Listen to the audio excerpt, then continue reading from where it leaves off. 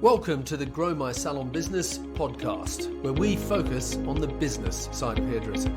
I'm your host, Anthony Whitaker, and I'll be talking to thought leaders in the hairdressing industry, discussing insightful, provocative, and inspiring ideas that matter.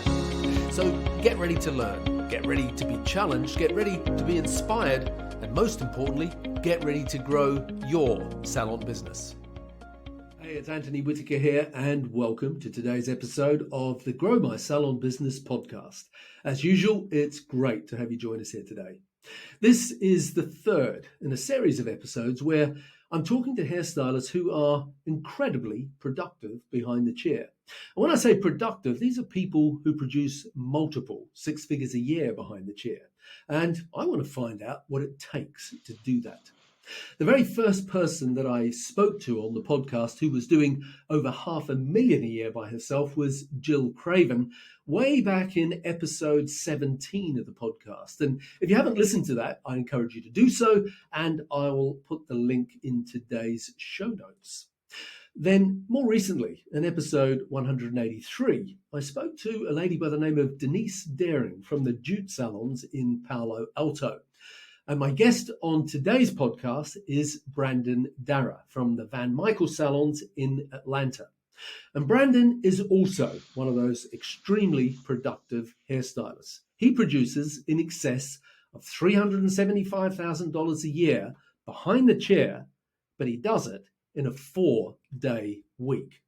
Now, for context, $375,000 US is 300,000 pounds in Great British pounds, or 345,000 euro, or Australian currency, that's 560,000 Aussie dollars, and Canadian 683,000. So these are big numbers. Now, I'm going to take a guess here and say that the average American hairstylist generates between 80 and 100K a year behind the chair in total sales.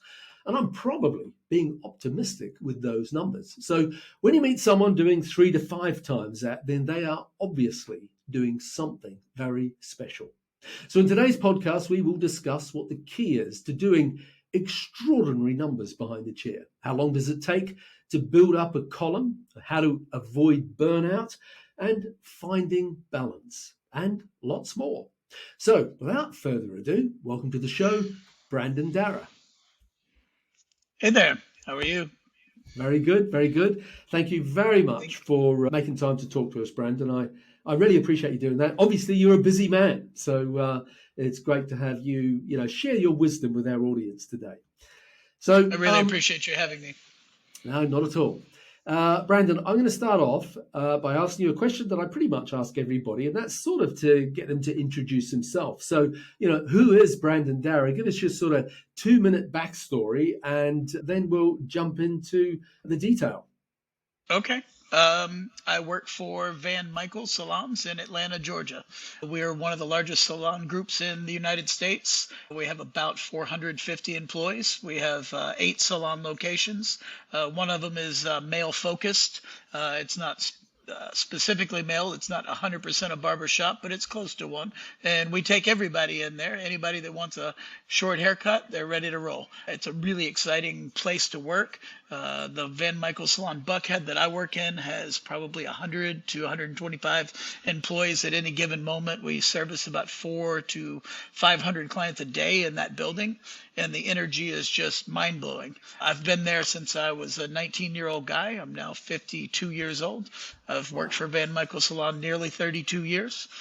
The owner at the time that I started working there, was a 19-year-old guy. He was North America's Hairdresser of the Year. He had just won it for his 3rd time at that time, and he was just the most sought-after hairdresser in the Southeast United States. And if you were a young guy in beauty school like I was, you really wanted to work for that guy. You really did. And I'm going to say certain amount of luck, certain amount of you know, chutzpah put me in the right place. I made sure I showed up and put my face there. It all worked out, thank goodness. I became Van's assistant. So I was Van's personal assistant for about a year behind the chair. He ran 3 chairs, about 35 clients a day. And I got to blow dry and shampoo every single one of those and watch the master work. And I learned a tremendous amount about service and how to take care of people. Even though he was doing such volume, I never saw the man lose a client. He was just a master at, Southern hospitality combined with talent. And Right. those 2 things you really can't lose. Right. Okay. So yeah. Okay, so there's going to be a lot of gold here. There's a lot of gold in Yeah. what you've just said already, because, if the general sort of theme of what I'm trying to do here is say, what does it take to be someone that's this productive? Well, you've just rattled off so many of the answers. You started in the salon when you were 19, and I think you just said you're 52. So if we're making a list here, then loyalty and not jumping about every 5 minutes is certainly going to be one of those ingredients, isn't it? So Oh my congratulations gosh. on that. That's fantastic. I mean, I'm not telling everyone to stick out through every horrible situation, but maybe don't make a mountain out of a molehill either. Sometimes people uh, can get really worked up and walk away from what could be a budding relationship with a salon and a salon owner just because they've had a frustrating day. And Yeah, sometimes you have to take life into context and realize that you're learning, you're growing, and growing is sometimes painful and not always the most exciting thing. But when you look back, you really appreciate the tough times. And, those are the times that build those relationships with your salon owner, with your educators, and the people that are growing you as a human being, not only as a stylist. yeah. Well, another thing that you said that I want to go back to, and I want to talk about you as opposed to talking about Van. I've done a podcast with Van. It was fantastic. And but you just said something that I don't think he said. And that was that I assisted Van and he ran 3 chairs and averaged 35 clients a day. Now, there's a lot of people listening to this. They don't do 35 clients a week. I mean, some of them don't do 35 clients a month. And so, I try not to. Another one of the ingredients is, guys, this is hard work. Yes, you can do the sort of numbers that you're talking about and that Denise does and that Jill does, etc. But it's not easy, is it? It's hard work. You've really got to, step up to the plate. I think so. I think that, the times are changing. I think in 1992, when I was with him, that was the model. That's what was happening in the industry. And I Mm. think right now, I'm trying to change that narrative. I now I only try and manage 10 to 13 at the max per day. Mm-hmm. Yeah. I do 45 minutes per appointment. I think I'm about to grow to an hour per appointment. Mm-hmm. Yeah. I'm all about giving quality and charging a lot more for it these days, Okay. creating a really exclusive experience and a masterful experience. But I've determined by watching others before me that there's a rough road ahead if you keep doing 30 clients a day, if you keep Yeah. trying to kill yourself at the end of each day. And I Yeah. think that, our industry, our clientele is actually changing as well. And I think that they're looking for an experience not to be rushed through the salon that maybe they accepted in the 80s and 90s Yeah. when the hairdresser was the superstar. And now I think the client is the superstar. Yeah. Okay. Good insights. And now, as you've just said, you're doing 10 to, I forget what you said, 10 to 12 a day. If Yeah, you're it's fully 12, booked 13 doing at the 10, most. if you're fully Yes. booked doing 12, 13 clients and you're charging big money, how much do you charge for a haircut? 195. 195. I mean, that's a big chunk of money, and people are, they have expectations of a certain level of service, etc. So you do the maths on that. 13 clients at 195. That's some serious money, and if you want to be in this game long term, you've got to be able to deliver and to back that up with the service and the skill level and happy clients walking out the door so that they are rebooking. So I said at the beginning that you're doing this big number, 375,000 a year. Is that your best year ever? It is, yes. Yep. Over the years, of course, my prices have gone up, so that makes it a little bit easier. But I also have made the choice to only work 4 days a week. I believe that I could do a lot more than that if I would jump back to 5 days a week. And I Yeah, have a daughter that's getting married. Maybe I will go back to 5 days a week soon. We'll see. yeah, yeah. Okay. So, that is an interesting thing about this is because 20 years ago, maybe you wouldn't have done a 4-day week. But as you just said, people today I don't worked want to work six like back that then. anymore. You work 6 days. Yeah, Okay. So now sure you're did. working Yeah. a 4-day week. You're doing less clients. You're charging, big money, which is fantastic. And what was the catalyst for you to go from a 5-day week to a 4-day week? Was it something that happened recently, like post COVID, or is it something that you were already, doing before that? Pre-COVID, I had two children. I have four total, 22, 21, 7, and 5. That second group of children changed a little bit of perspective. At the same time, then following, we did have COVID, and there was a little bit of a perspective shift. And for me, it was about deciding what I wanted from my life. I didn't want to stand behind a chair forever and be burnt out at 65 trying Yeah. to do 30 clients a day. So I decided consciously that I would have to plateau my income for a couple of Mm. years, not to go backwards. I was able to engineer it to where if you go up in price a minimum of $10 each time you go up in price, then you can offset any business you may lose. And then pretty soon you'll be charging enough to actually grow from that point. So it's only a 2 to 3 year plateau. If you decide to slow down your books, create a more quality experience, and then charge more for that experience, slowly the word of mouth from the quality experience that you're giving will grow so much. The price point becomes not to matter because people love the experience so much. And I've gone up $25 in my last increase and no one said a word because I'm really booked out now that my time frames are a little bit more unavailable per se if I'm only doing 10 or 12 a day versus Yeah. 15, 20. So giving a better experience is where I'm headed these days, and I feel like that's a great opportunity for me to grow the numbers exponentially by going up Mm. 20, $25 a pop. Can you remember what you charged when you first started? I did. I worked for Michael Salon's new talent division, and it was $12.50.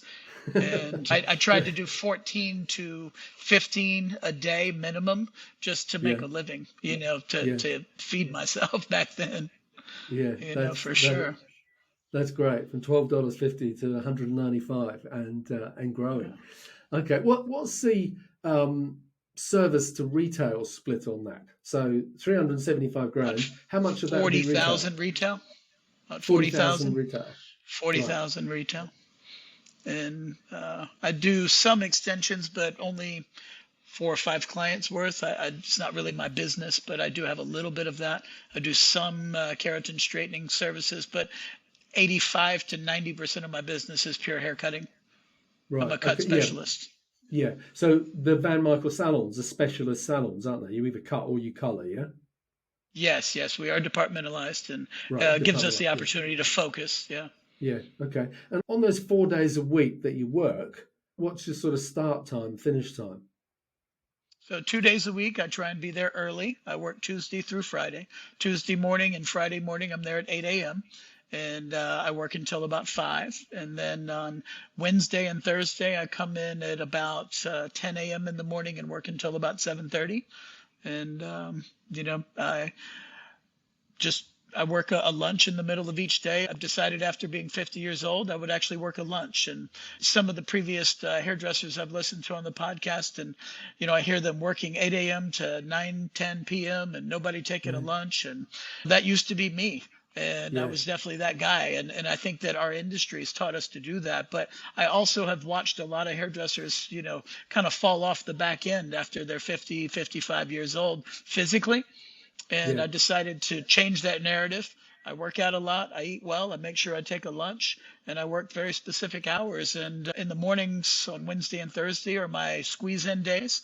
I can take somebody late on a Tuesday evening as well. So I have 3 slots that I save for anybody that needs to be squeezed or accommodated, because we all know Yeah. that happens, Yeah. certainly. So, you want to say yes, but at the same time, you want to be exclusive. So I keep to my hours in general. And then, I have those 3 spots, and that's about as many as I need per week, right? 2 or 3 people Mm. might need it. So I'm saying yes to those that ask. And then everybody else, they just look at the schedule and go, gosh, I better get in, or I better pre-book when I'm there.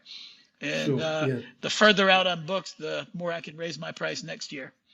Yeah, exactly. Do you work with a dedicated assistant or assistants?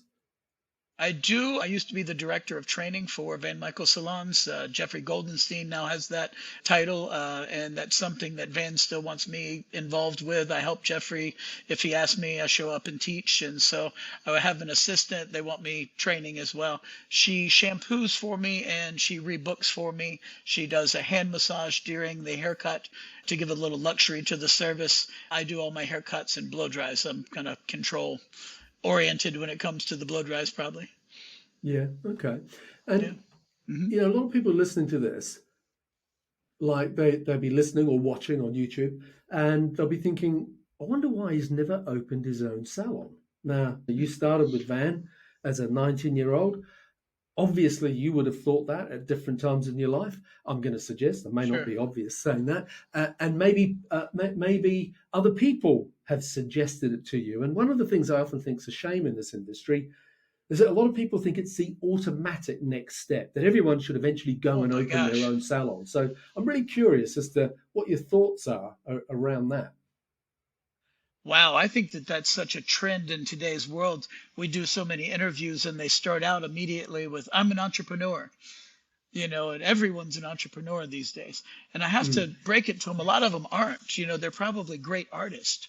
And I know myself, and I think knowing your strengths is probably one of the greatest things you could do for yourself is evaluate yourself. I don't believe that, running a business is my strength. I like running the business behind my chair because it allows me that human connection one on one. My strengths are being with people. My strengths are understanding technical haircutting. My strengths are communicating about those skills. I can stand there all day and talk about hair products, but I don't really want to have someone call my phone at 3 a.m. if someone threw a brick through the window. I mm, don't want to deal with the IRS, the accountants, I don't really want to do that. And I never have had an interest. And so I've driven myself to be an excellent teacher and educator within this realm of hair. And I'm so grateful to work for an organization that wants to take all of those other aspects of our industry, and they're great and they're so important. If you're going to have an operating salon, you have to have a structure. And I'm really glad that we have wonderful people in place that's their talent. And I'm so glad that they're all associated with this one big company we work for, Van Michael Salon. So I take my role very seriously and I'm excited about that role. But at the end of the day, I get to hang up my hat, go home and hang out with my family, play with my children. And nobody really bothers me or calls me unless, I have a specific meeting about something. And I have that freedom of choice to go enjoy my family. That's one of the most beautiful things about our industry, actually. And if you want to be an entrepreneur, a salon owner, certainly your choice. And then I kind of joke on the other half, and this is just sort of snarky a little bit, but hairdressers sometimes are the wildest, craziest employees ever. I'm not sure I want to go put a loan out for $1 or $2 in my name and then have those guys help me pay it back. You know. yeah. It's interesting hearing you talk because on one hand, it's about understanding you and what motivates you, or what you want to or don't want to do in your life and the different responsibilities, and Mhm. recognizing that. You know what I mean? But then on the other hand, it's one of the things that I find myself talking about to salon owners a lot at the moment because no matter where you talk to people in the world of hairdressing, recruitment's an issue these days, Oh yeah. and the conversation often comes round to, and you can see where I'm going with this hopefully in a minute. The conversation often comes around to you have to make your business so damn good that people don't want to leave you. And so Mm. Yeah. obviously that's sort of what Van has done with the Van Michael salons is, I know there's people that come and go from Van Michael like any organization, but there's a lot of people like yourself that are incredibly loyal and looked after. And as you've said, that they're working in an environment where they can be the best version of themselves. So talk to us about that from that perspective of being a salon owner, I know you're not the salon owner, but if you're talking to the salon owner listening to this, what do they need to do so that they encourage staff retention? Because if you keep staff, you keep clients. If you lose staff, you lose clients. So, what are some of the things that you can do to keep good people? Sure.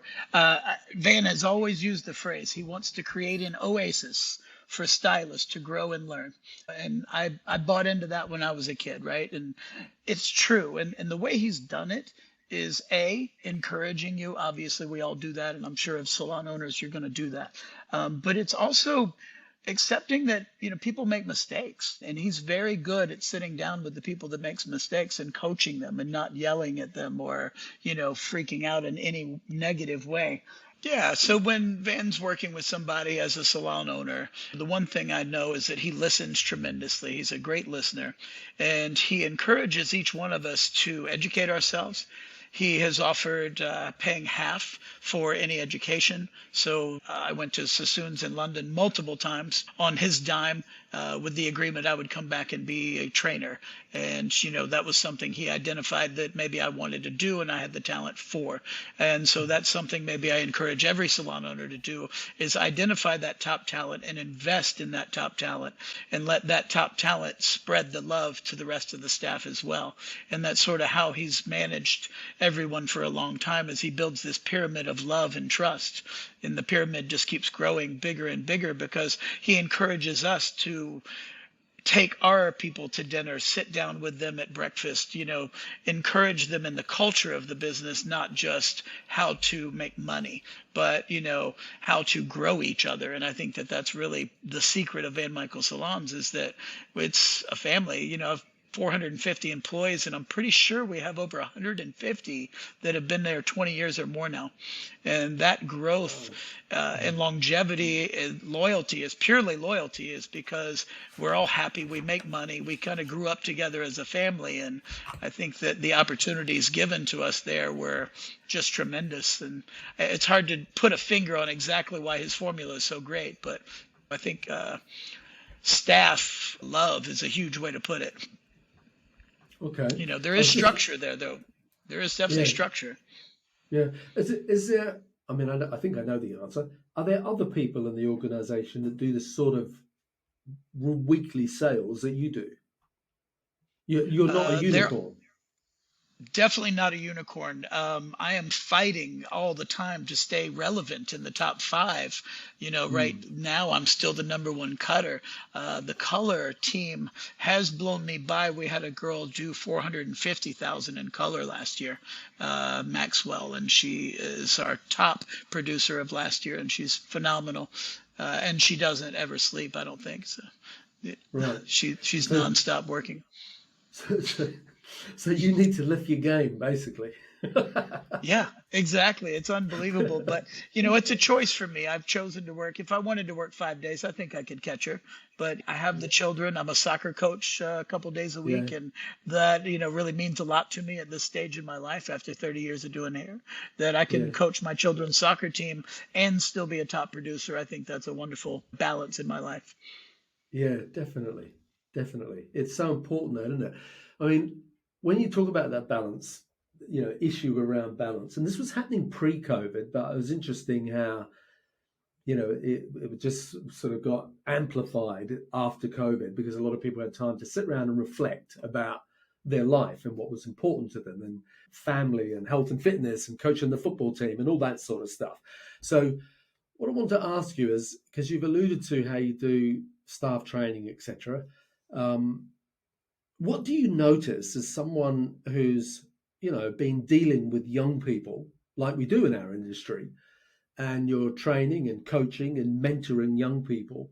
What do you find the differences are today? What do you need to do today to get the best out of people? Because, they want different things. They have a different work ethic. They have different values. When I say they have a different work ethic, I don't for 1 minute mean they don't want to work, because they do want to work, but they just have a different slant on life. And you sort of have, what's the word? You've sort of latched on to a lot of their way of thinking. So talk to me about what is that difference that you see with young people today and how do you get the best out of them in the salon?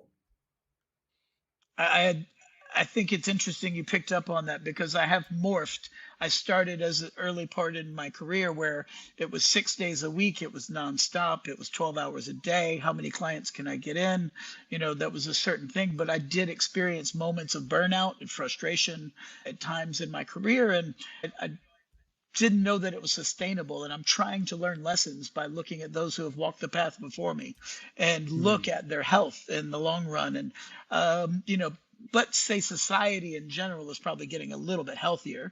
I think in today's world, nobody walked around with a bottle of water in 1975. Now everyone has one, right?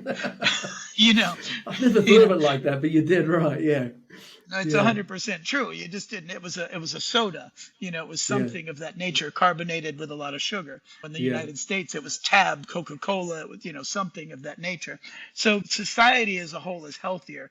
And these young folks, I don't know that they have everything right because I certainly Mm, look at certain aspects. Maybe they need to chill a little bit, not make a mountain out of every single issue. Sometimes just let it go and see what happens. mm, But I think that the approach from education and getting the best out of each young person has changed. What it used to be 30 years ago was cut that haircut. I'm sorry, it's wrong. Do it again. It's mm, wrong. Do it again. It's wrong. Do it again. And we did that 40, 50 times. I'm sure there was crying in the parking lot. There mm. was a lot of, questioning of oneself after. And then somehow you got it and it made you stronger. And that was sort of our approach, I think, in our time. And then now the young kids don't really accept that approach. They, end up often going to supervisors or social media and calling you mean instead of accepting the feedback for it's wrong, I need to focus on it. It's different. So now we've had to change our approach to really be much more sensitive. I'm still saying the same thing. I'm saying the information is incorrect. What I need you to do is reevaluate this differently. What I need you to Mm, look at is let's take this picture into consideration and what's missing in the image that you've created here. mm, So I think as the educator, you have to be more thoughtful. You have to step outside your box that you were taught and trained 30 years ago. We can't turn around and teach the way we were taught. And that's mm. just not going to fly in today's industry. It's just not going to work. And if you want these young kids to work with you, you have to open up your vocabulary. You have to open up your heart. You have to listen to them more, look at them more as human beings, and then coach them into the hair industry a little more gentle. And that's just society today. And I'm okay with that. It's okay for me because some of the things I've learned while opening my heart is also maybe they have it right about a little bit more time off, and maybe they have it Oh, right totally. about traveling and Yeah, yeah. experiences. And I think that finding Mm, that balance has allowed me to take a lunch every day and to work a 4-day work week and to still make a great income. And like I said, I chose to plateau my income for about a 3-year period. And I can't wait to see. I'm looking for $300 a haircut, $400 a haircut. And in my market in Atlanta, that's pretty high. We're not New York, we're mm. not LA. So Atlanta 200 is definitely pushing it for where we're at right now. So Yeah. I think that this plan, though, of extreme service, extreme experience, is going to demand a price that really won't matter to the consumer as long as they continue to get that experience. And I Yeah. think that we're growing our young people to do that now instead of what we used to. There's a young lady Mm, named Mariah who is one of our top stylists, our top cutters, has only been with us, I think, close to 7 to 10 years. And she's $150 a haircut, I believe. And she'll be right behind me and she won't take 30 years to get there. mm. And she's done everything by booking everything on the hour from day one. And she's only done 8 to 10 clients a day. And she's just really talented and really booked. And she charges a lot for it. And she goes up 10 and 15 and $20 a year. And Mm. I'm watching her growth. And to me, if I was a young person in the industry, I wish I had done it that way. I'd be a lot less burnt out. She takes a vacation every month somewhere with her boyfriend, and he also works for us and travels and works. And he's a YouTuber as well as a hairdresser. And they've got a unique way, and I've learned a lot from them. No, that sounds very interesting. How does it, like, if I'm a young 25-year-old hairdresser working in your salon and I see you working a 4-day week, and I see you driving a nice car, and I can see you're generating a lot of revenue, and therefore you're being paid well for it. And then I'm a 25-year-old, and I'm thinking, well, I only want to do a 4-day week as well, which is cool. I'm happy with that. But sometimes it didn't happen to you overnight. As you've just said, it took you 30 years to get to there. How do you find reconciling that to people that, yeah, you can do a 4-day week if that's what you want to do. Hey, you can do a 3-day week if that's what you want to do. But there's a hit you take in terms of revenue you can produce, and therefore what your own personal earnings and therefore lifestyle are going to be. Talk to us about how you see that playing out in the salon. So Van was very strict. Everyone had to work 5 days.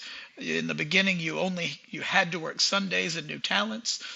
In the last few years, we've changed everything.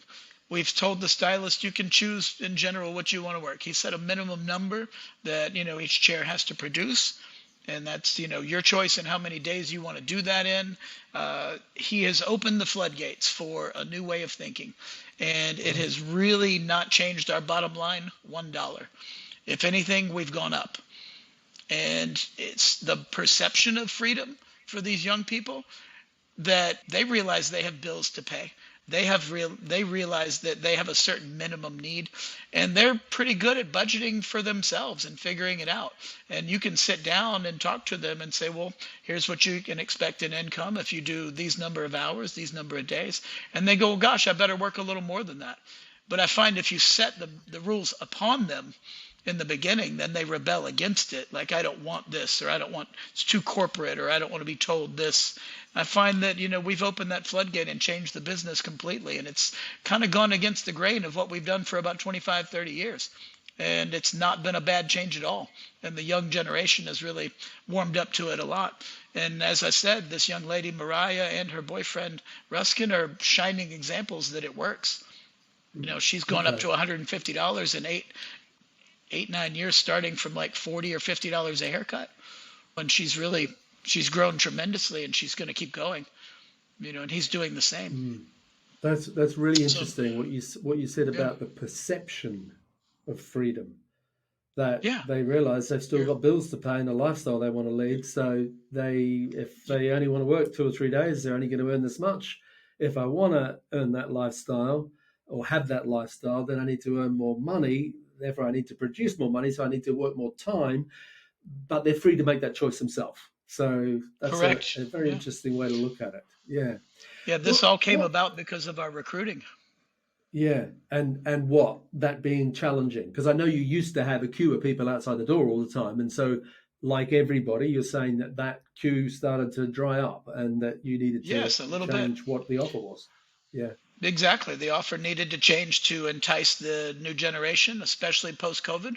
I think that a lot of people were looking for as much freedom as possible. And, you see that's just the way the society has kind of glamorized the van life and, everything else, having a lot of freedom and traveling. They prioritize experiences in their world. So Van decided, hey, well, you want to work for us and have those experiences? Go for it. Set your schedule the way you want to. And it's worked. It's been shocking. We were all sort of nervous that, they would only want to work 2 days a week and not make any money at all. And that's not been the case at all. It's not been the case at all. They book themselves. They need to make money too. Yeah. It's been great. Yeah.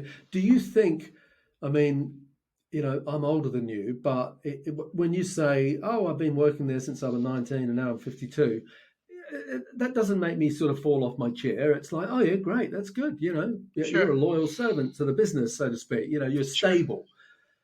Do you think that people today, do you think the 20-year-old version of Brandon today working in the salon is going to do that or not? I am really curious. We'll see. If I had to bet money, if I was forced to bet money on it right now, that would be interesting. I think I'd probably say no. I think that you're looking at shorter term, 10 years maybe. They'll get their growth. A lot of life seems to move on. But, hey, if you have somebody 10 years, that's a really good term, isn't it? For most businesses. Yeah. I think we're looking at society changing, and I think that 20 and 30, 40 or 10 years are, just probably things of the past, maybe rare Yeah. items. I mean, they're even rare now, really, Yeah, right? yeah, they are. They are. Yeah, yeah, yeah. Right. So I think that, we're seeing that trend just dwindle slowly. Mm. But how much of your productivity is based on the fact that I've been solid and I haven't jumped around a lot? I mean, you talk to, sometimes when I'm doing seminars, whatever, I'll say, put your hands up if you've only ever worked in one salon. A couple of hands will go up. Two Yeah, salons, more hands. Three, four, five, six. You get people put their sure. hands up. They've worked in 7, 8, 9 different salons, and I usually laugh to myself, like, so you're stable, are you? So I'm going to employ Yeah. you, aren't I? Yeah. Um, I don't know. I don't know where I'm going with that. It's just Now, an I know what you interesting mean. Yeah. observation. It's like getting to the nub of what is it that makes you as productive as what you are. What are the sort of 10 commandments? What are the 10 steps that people need to do if they want to become a solidly booked, very busy, well paid, productive stylist? What would you, I know it's not fair. I don't give anyone any warning on these questions. In fact, I'm not even It's giving okay. myself No. warning on this question. I'm just making it up as I go. But what would you say the ingredients are? Being reliable is probably the first word that comes to mind. Reliability, and whether that's to my employer or whether that's to my client, which technically is my employer, right? My client is my employer, my guest in my chair is my Mm, employer. So when that person thinks of getting their hair done, they have an mm, association mentally with Van Michael Salon, and they have an mm, association mentally with Brandon Darragh. And quite often, if someone says Van Michael Salon in the city of Atlanta, that association is going to pop up. Oh, this guy Brandon works there. He's been there 30 years. Whenever I walk in, he's pretty much the first guy I see right at the front door because I'm in the mm, first chair when everybody walks in the building. So I'm the greeting committee to not only my clients, but tons of other clients that I've seen come in and out of the building. I recognize half the people that walk in there, and they recognize me. So just that association alone has a lot to do with my own personal business. They mm. associate me with the brand and not jumping around. I mean, obviously, you're going to lose 20, 30% of your people just moving location. Um, I think it's just huge to stay where you're at. Absolutely huge to be known. And if it's a quality place, then, make the most of where you're at. Don't jump around because that alone will, grow your business. And after 30 years, everybody knows where to find me. I've never Mm. moved one time. They know exactly where my business is. And that's a Yeah. huge factor. It's just being reliable. Okay, so I'm not going to ask you to give me 10. That was completely Hmm. unrealistic. But let's go with three. Let's go with your top three. So I've written down reliability is, in any particular order, reliability to both the guest and the client. And when you were talking about that reliability thing, I still get people today comment to me about the podcast I did with Denise. And Denise has been working at Jute for 28 years. And the bit that sticks in everybody's mind is that she's called in sick not once in 28 Yeah. years. I mean, that is like reliability to the nth I, degree. It's I cannot say unbelievable. that. I cannot say that. Well, There's been. that's I mean, very few people I'm very could. reliable, but that's Yeah, that's crazy. Like, yeah. unbelievable. She would be our Catherine Chan. We have a lady that's worked for us for 28, 29 years, and has never once called in sick. The Wow. one day that she was Yeah. late to work, she was driving to work, and she felt dizzy in her car. She stopped, pulled over on the side of the road, and she called her husband so that he could finish driving her to work. Never Wow. mind worried about the dizziness or whether she was sick, but just to get Yeah, her to yeah, work. yeah, So there's just a certain work ethic in certain people that just that way, and it's mind blowing. And that yeah, reliability is huge, though I have to say that's really impressive, really yeah. impressive. For me, the other factor is quality, reliability and quality. At the bottom line, at the end of each day, the purpose of what we do is cut people's hair or color their hair or provide some form of service. And regardless of how nice we are or how shiny the front desk was and anything else around us, at the end of the day, that quality service has to be great. It has to be worth the money that was spent. And so they can go home and feel really wonderful about everything that happened within that service moment. But it still has to wear well for another 6 to 8 weeks or 3 months, however long they're going to wear it before it gets touched again. So quality, so reliability, quality, those two are hand in hand to me. Being Okay. there for them no matter what and providing utmost quality of service. And then consistency, doing it over and over and over again. So reliability, you're always going to be there. Consistency is that you don't waver, that your routine in life, you feed yourself the same way every morning. You get up and prepare before to work every day.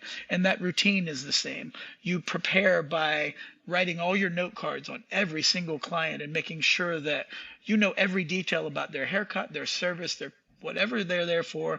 Also, myself, I wrote notes on every single detail of their personal lives that I can possibly remember, and especially where they were going on trips or whether their son's graduating or, anything like that, so that consistently they sit in my chair and I'm the doctor and I say, two things. I go, hey, last time we cut 3 inches off your hair, I want to know how'd that treat you, because I wrote down that was a big deal. And two, I think you were going to your son's graduation. I hope that worked out really well. So in that 5 to 10 seconds of greeting them, I've already let them know that I'm prepared for the moment that they arrive. I've already done my homework. I remember every detail about what was going on, and they can sit down and relax. And within that 10 seconds, I've already greeted them and let them know that I'm on my game, if that makes sense. So Yeah, no, it consistency. does. Totally. Totally. They're brilliant points. Brilliant points. And so on the sort of tail end of that, sorry, I've written notes down. I'm just looking at on the tail Sure. end of that. If you're looking at young people today, like you and I weren't born into a world of social media, No. the whole celebrity slash star thing wasn't really a thing. Do you know what I mean? It was a different time. It was a different world.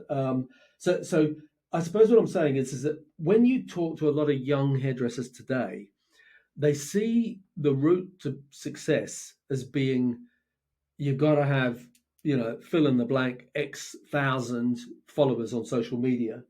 Um, you got to be a celebrity hairdresser. You got to have some celebrity clients, uh, or you need to be backstage fashion week. All this sort of stuff. And yet, when I talk to someone like you, not that you couldn't do those things, in terms of your ability to do hair, but your focus is very different about what it takes to become a really solid, stable, dependable, great salon hairdresser. Because I think one of the things that happens a lot is that these days, I actually heard Gordon Miller talking about this on a podcast just recently, and he was saying something about how these days there's so much talk about what else you can be other than a stylist. Like, you can be an editorial backstage hairdresser, you can be a celebrity hairdresser, you can be an educator, you can be, develop your own line of products. And yeah, you can do all those things. But he was sort of pointing out that like actually people need to be reminded that the boilerplate, the base, or whatever you want to call it, is be a damn fine salon hairdresser, and you can earn a fantastic living and build great relationships, and it's a great thing to do and a great thing to be. I mean, it's not a question again, but what are your thoughts about that? I agree 100%. I think that it is an age, I talked about it earlier when we interview young people, they start out with, I'm an entrepreneur. And there's a huge trend of look at me because of, social media. We're raised, especially, and I watch my own children, with a device in their hand at all times, looking for affirmation from people on the outside. And the only affirmation I need is the smile on that client's face right in front of me, because that's really what I'm there for in that moment. I'm trying to live for the moment. And I've seen stylists who have video cameras propped up at their, stage and got the tripod up because they're trying to grow their social media. And what they're forgetting is that they're putting that client in a weird and awkward position.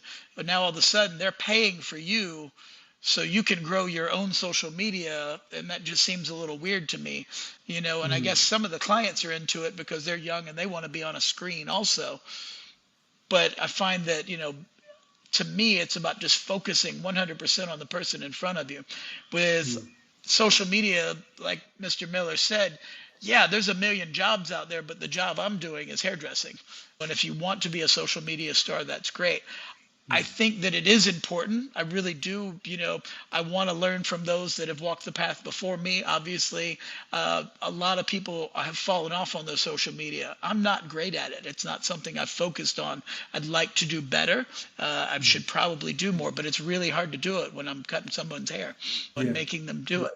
So I really Mm. should probably have the young lady that stands and shampoos with me, maybe take some pictures and video. But again, I want her focused on that client, and it feels to me like I'm imposing on the time they're paying for me when Yeah. I Yeah. try and build my social media using them, if that Mm. makes sense. Oh, totally, You know, totally. Yeah, yeah. yeah. What change of tact here? Um, what motivates you? Ah, what motivates me? I'm competitive. I'm very competitive. I grew up doing multiple sports, so that pushes me a little bit in the world of competitiveness. At Van Michael, we get to see each other's numbers. We have an app that we can see everyone's daily performance ranked. I love seeing my number, at the top 3 or 4 up there. I want to know I'm on the board. Call it the Mm. leaderboard. So I like seeing that. So that little bit of competition certainly drives me. I also, like I said, I have 4 kids. I have a family to feed. I have people that rely on me to make sure their life goes well. So that's a Yeah, huge motivation, is making sure yeah, that yeah, goes well. um, Selfishly, as a hairdresser, every 45 minutes to an hour, I get instant gratification from some individual that I've helped with their hair. And, you get an ego stroke out of that. And I think we have these beautiful jobs where people tell us we're great all day and pay us for it at the same time. And hairdressers, we sort of like that, I think. And, yeah, that motivates me. I like making people happy, and it's just awesome. yeah. Good, good. There must be days where you're not motivated. There must be days where Sure. you wake up and you're like, oh God, do I really have to go to work or whatever it is? There's just stuff going on in your life. What do you say to yourself when, because you've got 10 people booked in with you that day? They don't want to know that you're feeling flat for whatever reason. What Exactly. Yeah. what do you say to yourself because you're remember reliability, you're reliable, you're consistent, you're quality. How do you go from feeling flat, unmotivated, whatever the words are you want to associate with it, to being able to walk in the door and turn it on and deal with whatever it is afterwards? Routine is a huge part of that. I think that if you have a varied routine every single day, it's easy to wake up one day and go, I don't feel like it today. If you have the exact same routine every day, your body sort of kicks in when your brain doesn't want to. Occasionally you're in a fog when you're waking up, and but if your body's on that routine, the alarm goes off, you're ready to go. The routine of it will get you moving. And I think Mm, that if you feed yourself well, I make a fresh smoothie every morning. I think that good nutrition is a huge factor in that, making sure that you are ready to go mentally and physically. Mentally, just talking to yourself, staring in the mirror and saying, affirmations of you've got this, you can do this, you're in charge of this today. Those are the things that'll push you over the hump if you're not feeling it, that sometimes you need that push. And then let's say that we have things going in our lives. Maybe we're not perfect. Myself, I've been through a divorce while being a hairdresser. Boy, is that hard. I've seen friends of mine run away entire clienteles, pouring out their soul to their clients. Let's all remember that they're paying us for our time and for their happiness. They want to feel good. They're not there to be depressed by your problems. So, mm, a lot of us hairdressers, after the third time, they're like, they're my friend. No, they're not. They're not your friend. They're still paying you. And I think it's super important to remember that you can't unload your challenges on your people.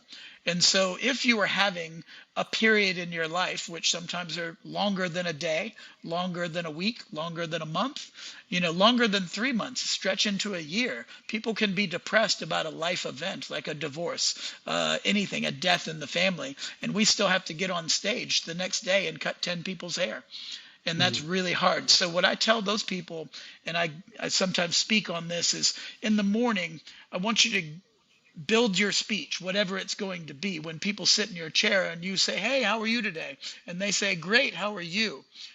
That's not your turn to unload your problems. What I want you to do is practice what you're going to say while you're driving to work. And I want you to practice, "I'm awesome. This is what's going on in my life." And you can read, synapses. Let's be real. We do share certain things in our lives with our clients. So it's okay to be real with them. The divorce is still going on. It's not the greatest thing in my life, but it's okay. We're going to keep moving. And the kids are great and life is good. I'm so excited about soccer. I want you to find something to end with, "I'm excited about, and I can't wait to look forward to this and this." Well, why don't we get started on your hair today? Yeah. You've Yeah. wrapped up your life. You've given them what you need. You let it out. You've let someone you've cut 20 years who knows about your divorce know what's going on. And then you got back to being a professional right away. And I Yeah. think that's the key, is that we are not robots. We are going to have these moments where we share and we say things. We're human beings and we build connections with people. That's what we do. The strongest professional keeps that to a very short minimum and then flips it back to the client as quickly as possible. Yeah, that's good. How do you, as someone who's still doing hair, you've been doing hair for a long time, you obviously enjoy doing it. How do you stay relevant? How do you reinvent yourself?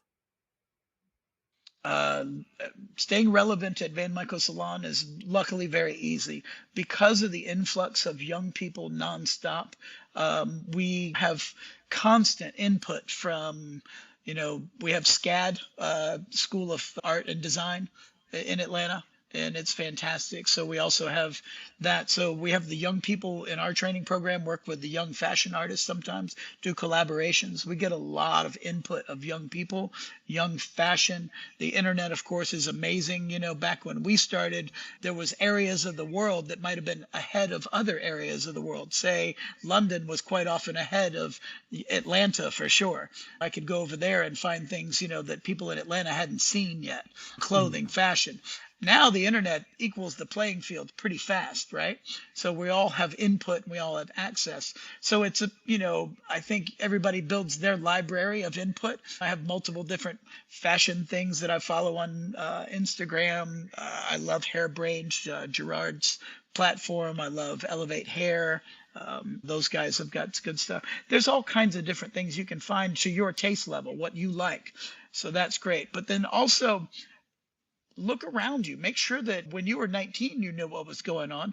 If you're an old guy like myself at 52, don't just hole up in your own bubble. Look around, pay attention to what's happening, and remember the cool things that were going on, because they're going to come back and they're going to be twisted and reinvented. So if you're paying attention, look for what's going on and remember where it was in your history. See where you can reinsert it into your future.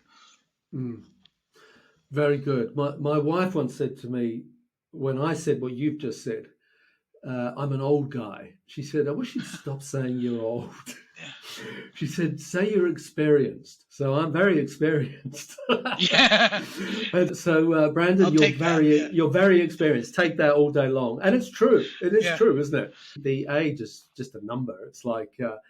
and with that number comes a phenomenal amount of experience and wisdom that you can pass on. So we're both very experienced. But in terms of that experience, what do you wish that you were better at? Wow. That's always a good question. What do I wish I was better at? I wish I was better at social media, number one. In today's world, that was probably my number one thing that I have on my board of I wish that I need to keep going for. I have a wish board. I have things that I want to continue to do and grow. And I think that's huge just by itself, is still setting goals and making sure that you're, making things achievable and feeling achievement and continuing to feel achievement in small levels so that you can get to big levels of achievement, small bits at a time. I think that's huge. But I believe that you have to set those goals to move forward in any other direction. Yeah. If someone else was talking about you, like if I said to Van, "What is Brandon's secret weapon?" What would he say? Like, what is the thing? It's like sometimes people have, like, they literally aren't even aware what it is themselves. That this is their secret weapon. They're charming, or I don't know, they've got a great sense of humor or something. Like, or it's the loyalty. That's the secret weapon. Or it's like you gave an example before. You said, I will take notes and I will know when that client comes in. I'll say, so how was your son's graduation? And we took off 3 inches last time. And I know that was a big deal. How's it been for you? Is that your secret weapon? Like what is it? Secret weapon. I hate to say it to everybody out there to bust any bubble. The secret weapon is consistency. That's the Yeah. secret weapon, is Yeah. that I show up and I do the systems as we lay out. We have a service wheel that we lay out, and it starts with greeting the client, take your Yeah. notes, making sure you have all of that, your consultation set up, all the way to performing the service, giving a hand massage, a blow dry lesson, rebooking, and then boom to the next client after you've done your note cards on that one. And so there's a system, and I follow the system. And that's the key. My secret weapon is that I do it, and I do it almost perfectly every time. And I say Mm. almost because nobody is perfect every time, but damn, Yeah. I'm close. And that's Yeah. the Good. secret weapon.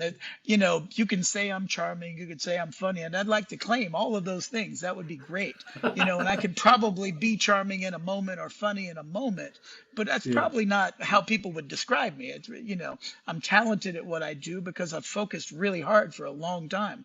But the consistency is what ties it all together and makes a quality product every single time. That's Yeah. the key, is being consistent. And that consistency comes from a habit of routine. And it starts with taking care of myself and following through to the end of the day and doing it all over and over again, you know. Yeah. If if you were talking to a room full of young hairdressers just starting out, on their career path at the beginning or end of beauty school, about to go into the world, and you could only give them one bit of advice, what would it be? The advice would be that whatever you think you're getting into, and for whatever reason your motivation is right now at 19 to 25 years old, by the time you are in this industry 25 to 30 years, the reason you're still in the industry is going to change 180 degrees, and the motivations for what you do are also going to change. And I'll give the example of when I was 19. My motivations were basically to hang out with a lot of really pretty girls because that was our industry. I wanted to create this cool art, and I wanted to be known as this cool artist, and I wanted to have this reputation as this cool guy, and I wanted to drive a cool car, and I wanted a nice apartment. And it was pretty shallow and materialistic if I go down Yeah. the list, Yeah. right? All the way down. It was pretty rough. I don't know that there was a lot of character or quality involved in that thought process. Um, right? I mean, let's be honest about life, right? So then 30 years later, I've got people that I've do all the time that I've known for 30 years now. And I know what's going on in their children's lives. I've watched them graduate high school, to go to college. I've seen all sorts of transition in my own life. And I've built this wonderful community and network of people that I never knew would be the greatest thing in my life. And that this network of people is my life now. I've turned around and this is my life. This is who I am. Mm. Brandon Darragh is this network of people around me. It is Van Michael Salons that I've worked for this long, and all the people that I've helped find a career within that network, and I've helped train and grow. These are my people. This is my life. And the motivations are to continue that. The motivation is to make those people around me happy and to, make money. Sure, I'm here for that. That's awesome. That almost is a byproduct of all the other wonderful things that have come about. But if Mm. I can say anything, look for those relationships, nurture those relationships, and don't ever forget that that is what it's about at the end of the day. And if you work on all of that and you master your craft, the money will come. The nice car will come, the apartment will come. Hopefully, the beautiful girls. My wife's stunning. She's amazing. All of those things come when it comes to mastering yourself and everything around you. But the people are the most important aspect. Never forget the people around you and treat them like gold. Great advice. Fantastic. What a great way to wrap up. So, Brandon, we do have to wrap up. Whereabouts can people connect with you on Instagram, you or the brand on Instagram or any other social channels? Brandon Darragh Hair on Instagram. Brandon Darragh on Instagram, and also Brandon Darragh on Facebook. Okay, how do we spell Darragh, just for our listeners? Darragh. Got it. Okay, all right. Well, I will put those links on our website, growmysalonbusiness.com, and in the show notes for today's podcast. So if you're listening to this podcast with Brandon and have enjoyed it as much as I have, then do me a favor, take a screenshot on your phone, share it to your Instagram stories, and tell anyone else that you know that needs a good shot of enthusiasm that they should listen to this, because there's been a lot of wisdom here in Brandon's interview, wrong word for it, but in this discussion that we've had, a lot of wisdom, a lot of great insights about what it really takes to be successful. And don't forget to subscribe and leave us a rating and review on the Apple Podcast app. So to wrap up, Brandon Darragh, thank you ever so much for being on today's episode of the Grow My Salon Business podcast. My pleasure. I really appreciate you having me. It was a great time. Not at all. It's been great. Thanks. Thank you for listening to today's podcast. If you'd like to connect with us, you'll find us at growmysalonbusiness.com or on Facebook and Instagram at growmysalonbusiness. And if you enjoyed tuning into our podcast, make sure that you subscribe, like, and share it with your friends. Until next time, this is Anthony Whitaker, wishing you continued success.